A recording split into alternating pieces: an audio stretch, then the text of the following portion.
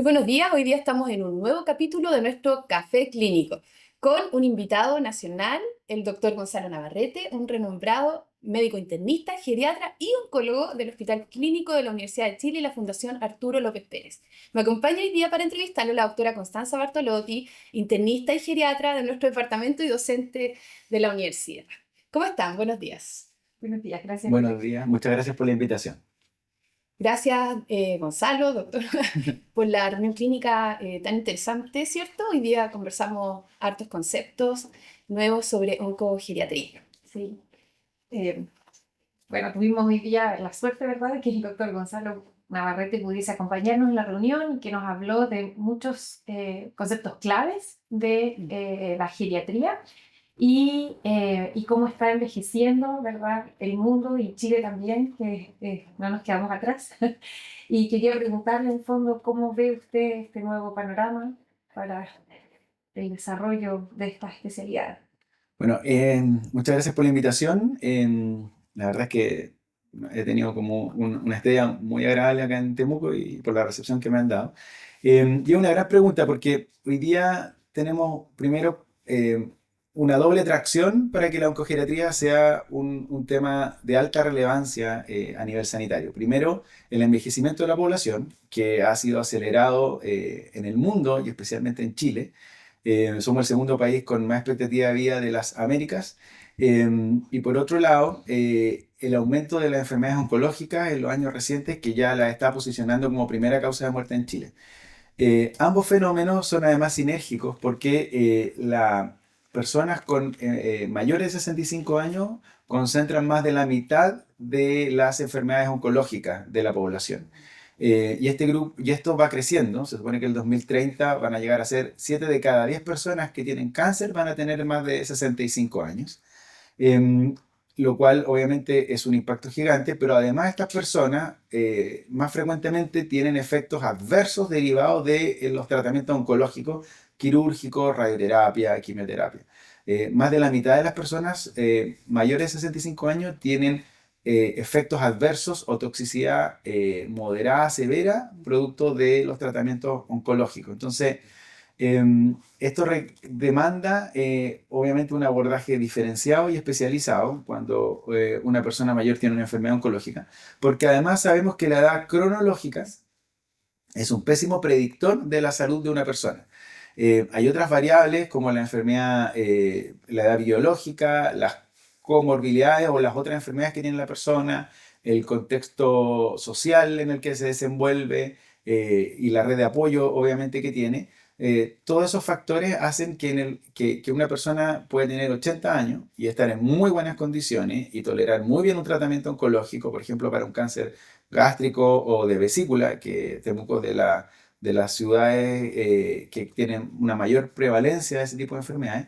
Y por otro lado, una persona de 80 años también puede estar en muy malas condiciones, con dependencia física, cognitiva, y eso la expone a una menor capacidad de tolerar o resistir estos tratamientos oncológicos y obviamente puede tener más efectos adversos. Entonces, un poco yo creo que la gracia de la síntesis entre la oncología y la geriatría es poder personalizar los tratamientos en este grupo de personas mayores que es heterogéneo, pudiendo darles tratamiento más intenso a aquellos que están en mejores condiciones y absteniéndose o dando tratamientos modificados en aquellos que presentan condiciones de fragilidad o de vulnerabilidad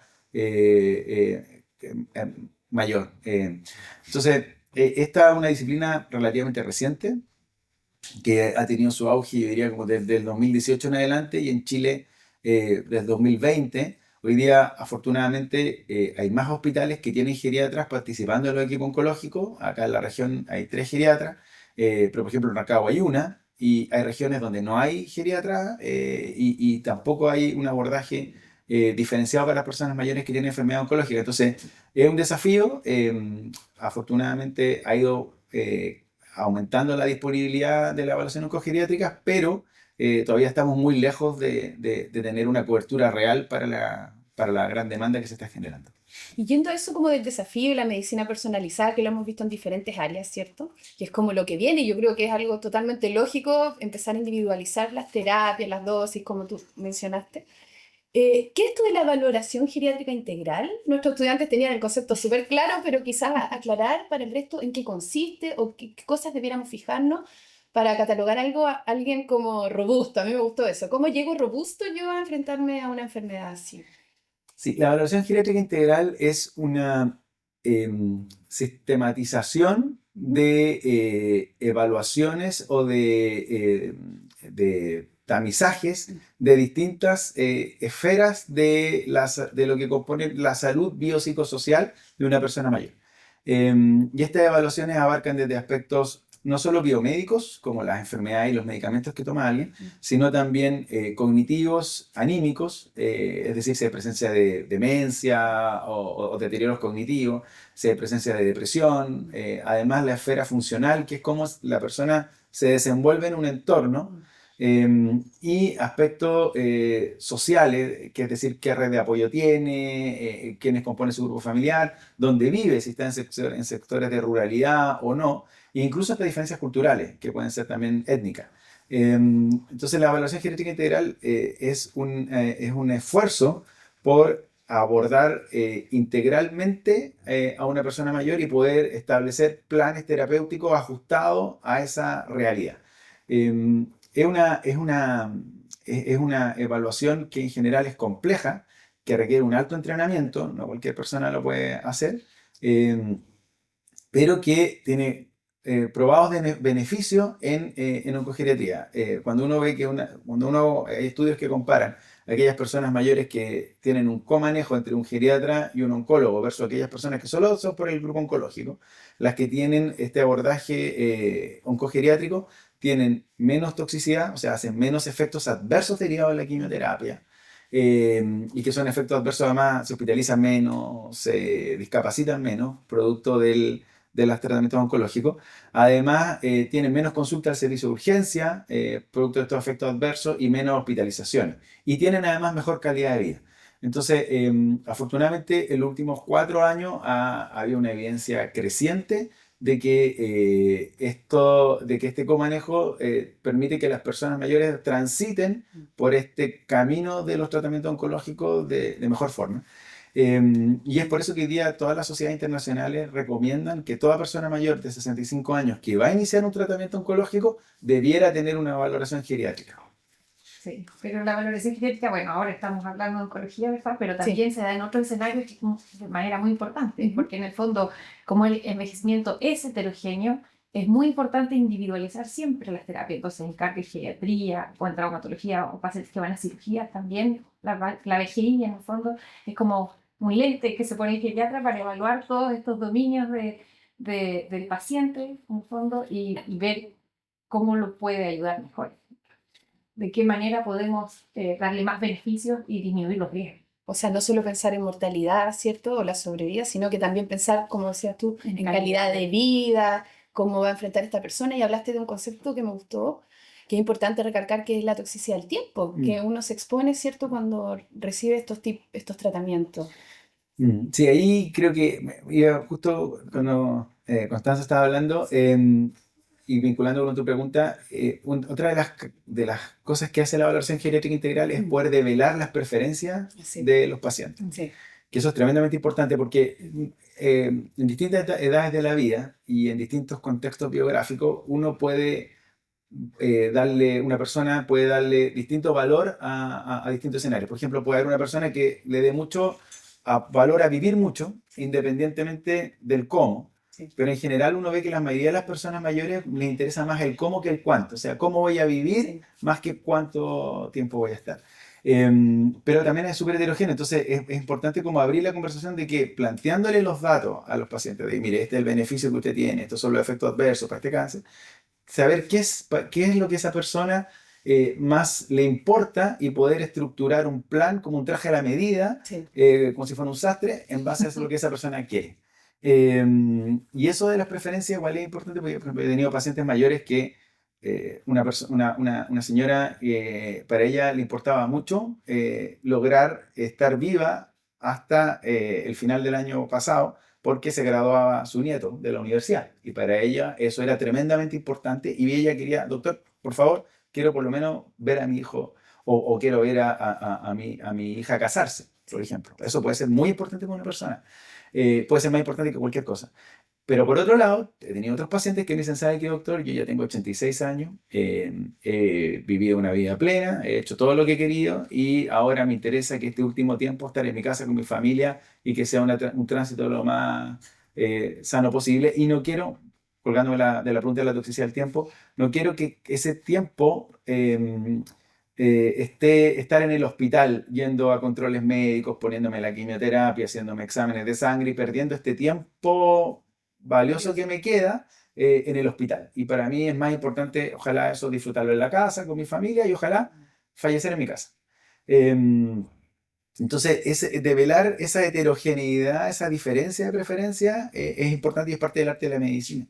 Y también es muy importante que tener conversaciones, lo que se llaman en inglés como serious illness conversation, o sea, que es como tener conversaciones difíciles con los pacientes oncológicos, porque a veces los equipos médicos oncológicos rehuyen a la conversación de que usted es posible que fallezca esta enfermedad. Sí. Pero se ha visto que cuando uno tiene ese tipo de conversaciones, los pacientes pueden decidir mejor. Sí. Y además pueden abstenerse de hacer tratamiento o decidir hacerse tratamiento, pero lo importante es que es poder tener esa conversación. Obviamente hay metodologías para hacerlo, no es llegar y decirle, usted no se va a morir, hay técnica, claro, hay que tener feedback, pero también es muy importante, el último tema que quiero tocar es que me pasa mucho también, es que hay como una infantilización de las personas mayores y típico que llega la hija o el hijo con todo el amor del mundo, que te dice, no quiero que mi papá o mi mamá sepa porque no lo va a resistir y va a sufrir. Sí. Y eso se llama la conspiración del silencio. Sí. Y yo creo que ninguno de nosotros realmente, casi nunca me ha pasado, hay pacientes que realmente no quieren saber, sí, existen. Pero su decisión. Pero su decisión. No saber. Es su decisión no saber. Pero es importante porque eso permite ordenar cosas.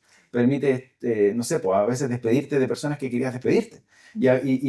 O ordenar asuntos familiares, lo que sea. Y genera, obviamente que a cualquier persona que le dicen que tiene una enfermedad oncológica va a generar un sufrimiento. Sí. Pero después de ese sufrimiento, o en ese proceso de sufrimiento, también te permite poder decidir con el tiempo que te queda. Y eso, al final, hay estudios que muestran que genera mucha más satisfacción que aquellos que ven que se adelgazan, que ven que van a controles médicos, no entienden por qué. Que algo pasa y genera mucha angustia. Pero ahí, bueno, hay de todo, porque también pacientes con demencia que uno le explica el diagnóstico y lo sufren, lo pasan pésimo y después se les olvida. Y como volver a tomar, yo varias veces, o sea, de hecho me ha tocado decirles, como sabe que no le digamos más. Claro. Como que si ya hay, a veces un punto, siempre hay excepciones. Absolutamente. Pero qué importante dar ese espacio, en el Sí. fondo, esas decisiones compartidas, con todas las cartas sobre la mesa, ¿cierto? Yo encuentro, gracias por traer esos conceptos, nosotros los tocamos harto acá, decisiones difíciles o comunicación efectiva en la entrevista con los pacientes, y es tremendamente relevante en toda nuestra área. Vienen cosas nuevas, parece. Contaste un poco sobre algunas iniciativas que se están haciendo a nivel nacional, en diferentes centros. Participa también aquí la doctora Bartolotti y su equipo. ¿Nos podrías contar un poco sobre la innovación que viene con esto? Sí. Bueno, uno de los... ya hablamos de todos los beneficios que tiene la oncogeriatría, pero uno de los principales problemas que tenemos es que hay una creciente población mayor con enfermedad oncológica, pero no tenemos capacidad geriátrica suficiente para poder satisfacer esa demanda y para poder llevar ese beneficio a todas las personas. Entonces, afortunadamente, ahí todos estos desarrollos tecnológicos que hemos estado asistiendo en los últimos años permiten establecer estrategias como novedosas para poder satisfacer esas demandas. Y en esa está un proyecto que desarrollamos en conjunto con Corfo, y que es el Proteger, que es un programa de tamizaje y evaluación geriátrica, que lo que permite es asistir a los equipos oncológicos y geriátricos y a los equipos clínicos en general en la toma de decisiones de personas mayores con cáncer. Es decir, sobre todo si una persona mayor está en condiciones de recibir o no tratamiento y si ese tratamiento debiera ajustarse. Esta iniciativa la estamos desarrollando con validación de 7 hospitales en Chile, entre los que está el Hospital de Temuco, otro en Perú y 2 en Brasil. y nos ha permitido ir ya teniendo algoritmos o modelos iniciales para, con muy buena precisión, poder simular el criterio geriátrico de respecto a si una persona está en condiciones de recibir tratamiento o no. Es muy importante decir que esto es una asistencia al equipo. Entonces uno podría, por ejemplo, estos algoritmos utilizarlo en atención primaria o en la lista de espera o en grandes poblaciones y con eso poder detectar aquellos pacientes que están en condiciones de tratamiento de luz verde, que están en amarillo, que es decir, vaya con cuidado, o aquellos pacientes que realmente no debieran ir a un tratamiento oncológico. Y la idea, por ejemplo, es que cuando uno dice no debiera ir a un tratamiento oncológico, un algoritmo no te puede decir que no, pero ese paciente, por ejemplo, tuviera rápido una evaluación con geriatra. Claro. Y entonces el geriatra ahí diga, sí, en realidad este paciente no está para tratamiento oncológico, y por el contrario, activarle rápido un cuidado paliativo, porque esos pacientes tampoco tienen cuidados paliativos. Entonces puede ser que estén con dolor, con sufrimiento y sin ningún tipo de atención. Entonces, y en la lista, y en la lista esperando, oculto, oculto, claro. Entonces, la idea es poder detectar a los pacientes, sobre todo los que están en muy malas condiciones, que tienen un alto riesgo de fallecer, incluso con tratamiento, y a esos pacientes poder activarle rápidamente un sistema de protección y de atención, porque son pacientes que en el fondo están con muchos síntomas. Entonces, creo que estos algoritmos nos permiten modelar mejor y además que son entrenados con datos nacionales, que eso es tremendamente importante porque la mayoría de las escalas que hay fueron validados con cortes de pacientes mayores en Francia, en Inglaterra, en Estados Unidos y puede ser que no se parezcan mucho a un grupo de pacientes de Temuco que tienen, por ejemplo, ancestría mapuche. Claro. Entonces, pero ahora en este algoritmo que estamos cumpliendo hay pacientes con ancestría mapuche. Entonces, eso creo que nos permite ir tomando decisiones más reales.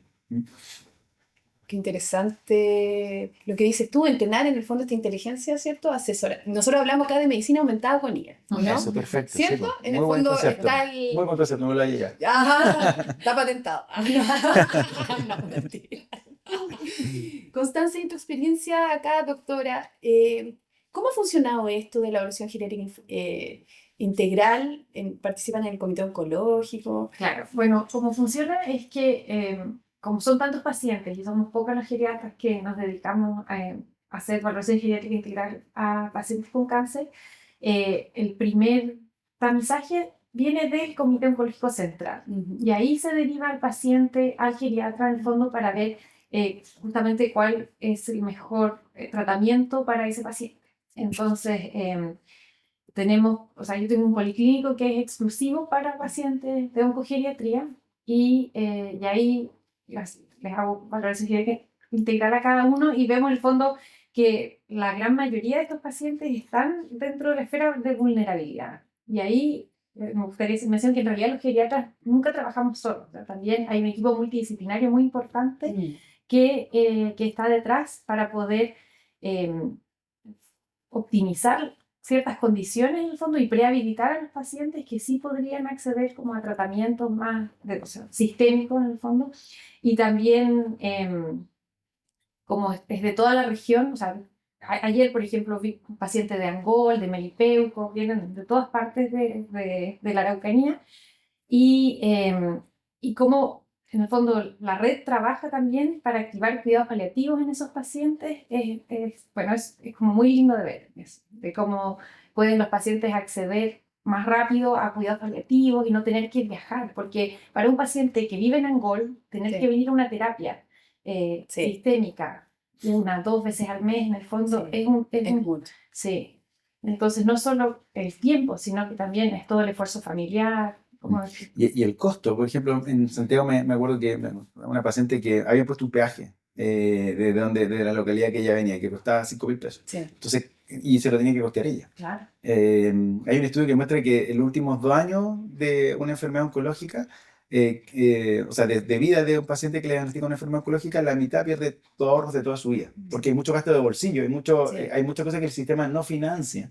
Y hay que tenerlo en consideración también, en cómo uno activa una red como para llevar eso. Hay que pensar que esto es como que uno, quizás la analogía no es la mejor, pero como que uno va a volar un avión clásico, antiguo, y que lo va a llevar de cruzar el Pacífico. Es un viaje de ese, o va a cruzar la cordillera. Entonces, no es llegar y, ya, despegue. Hay que tener todo un sistema de control, todo un sistema de monitorización para ver que ojalá llegue. La idea es que preparar el avión y toda la... Entonces, requiere un soporte que brinda la oncogeriatría y que requiere de estos equipos interdisciplinarios que decía Constanza. Hay un paper publicado en The Cell que muestra cómo que hace un paralelo entre el daño que sufre un astronauta, producto de la microgravedad, la radiación, el reposo que hay en estos viajes, y el que sufre un paciente oncológico. Entonces, se ve que un astronauta, por ejemplo, por 4 días que orbita la Tierra, pierde cerca de un 20% de su capacidad cardiorrespiratoria. Y esos 4 días en el espacio orbitando equivale a un envejecimiento de 20 años en la Tierra. Y eso mismo se ha visto que un paciente oncológico también sufre daño por radioterapia, por quimioterapia, por las mismas cirugías, etc. Y se ha visto que ese envejecimiento es similar. De hecho, hay un estudio ahora que salió, me parece que de Harvard, con imágenes que veía cómo hacía una foto inicial de la persona antes del tratamiento oncológico, durante el tratamiento oncológico y posterior 6 meses después. Y veía cómo aquellas personas que en una fotografía se envejecían, cómo ese cambio en la imagen se traducía en una peor sobrevida y más complicaciones a largo plazo. Entonces, en general se ha visto que el tránsito de un paciente oncológico es como mandar a una persona al espacio. Y la pregunta es, ¿yo mandaría a una persona de 80 y algo años al espacio sin ningún tipo de preparación ni evaluación? Probablemente no. Entonces, ahora, yo tengo pacientes de 90 años en quimioterapia y que han ido a este tipo de tratamiento. Por lo tanto, no significa tampoco en que una persona por tener 80, 90 años no puede ir a un tratamiento oncológico. El tema es seleccionar a aquellos que van a aguantar el viaje versus aquellos que tienen que ir con prepararse antes del viaje versus aquellas personas que realmente no están en condiciones de realizar ese viaje. Muchas gracias por traernos todos estos conceptos. Nos pasamos en el tiempo, pero es que de verdad la conversación está muy interesante sobre la oncogeriatría, algo que todos deberíamos tener súper presente para dar una medicina más personalizada en el paciente. Nosotros te tenemos un regalito. Siempre recordamos al final que nosotros tenemos un auspiciador. Aquí el café de las raíces, tostado de montaña, gracias. ¿El café de cómo es, perdón? ¿Al cafecito? Café de las raíces, tostado de montaña. Ay, qué rico. Es en una tacita para que te acuerdes que viniste a visitarnos, Monza. Muchas gracias. Y siempre cerramos nosotros nuestro capítulo con un aplauso. Gracias.